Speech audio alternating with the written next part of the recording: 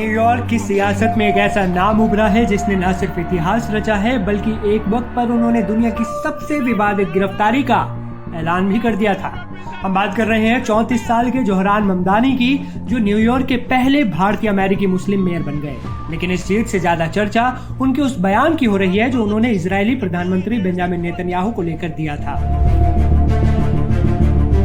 ममदानी ने एक बयान में साफ साफ कहा था कि अगर उनके मेयर रहते बेंजामिन नेतन्याहू न्यूयॉर्क आते हैं तो वो उन्हें गिरफ्तार करवाएंगे। अब बड़ा सवाल ये है कि जोहरान ममदानी मेयर बन गए हैं तो क्या वो अब बेंजामिन नेतन्याहू को गिरफ्तार करवाएंगे? ममदानी 1 जनवरी को शपथ लेंगे और न्यूयॉर्क के सबसे युवा मेयर बन जाएंगे।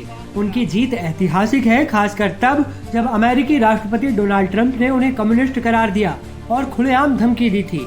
लेकिन उनकी ये जीत नेतन्याहू के लिए क्या मायने रखती है, ये बड़ा सवाल है। अब यहाँ एक सवाल ये है कि क्या एक मेयर के पास इतनी शक्ति होती है कि वो किसी दूसरे देश के प्रधानमंत्री को, खासकर तब जब वो संयुक्त राष्ट्र महासभा जैसी बैठक में भाग लेने आए हों, गिरफ्तार करवा सकते हैं? अंतर्राष्ट्रीय कूटनीति और अमेरिकी संघीय कानून के मुताबिक किसी विदेशी राष्ट्र प्रमुख या प्रधानमंत्री को आमतौर पर राजनयिक प्रतिरक्षा प्राप्त होती है।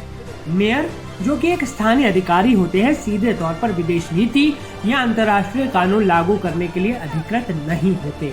नेतन्याहू की गिरफ्तारी का फैसला न्यूयॉर्क पुलिस विभाग और अंततः अमेरिकी विदेश विभाग के अधिकारी ले सकते हैं। यह उनका अधिकार क्षेत्र है, उनके अधिकार क्षेत्र में यह आएगा। ऐसे में ममदानी का बयान भले ही उनकी राजनीतिक विचारधारा और फिलिस्तीन समर्थक ग्रुप को दिखाता हो, लेकिन कानूनी रूप से उनकी घोषणा को लागू कर पाना लगभग असंभव है। अब यहाँ बड़ा सवाल ये है कि आखिर जोहरान ममदानी है कौन? जोहरान ममदानी की जड़ें भारत से जुड़ी हैं। वो मशहूर फिल्म निर्देशक मीरा नायर के बेटे हैं। उनका जन्म युगांडा में हुआ और 7 साल की उम्र में वो न्यूयॉर्क आ गए। राजनीति में आने से पहले उन्होंने हाउसिंग काउंसलर के रूप में काम किया। उन्होंने किफायती घर, पब्लिक ट्रांसपोर्ट को मुफ्त करने और न्यूनतम वेतन को $30 प्रतिदिन करने जैसे क्रांतिकारी मुद्दों की वकालत की थी। 2020 में वो न्यूयॉर्क स्टेट असेंबली के लिए चुने गए और अब उन्होंने मेयर चुनाव जीतकर एक नया इतिहास रच लिया है।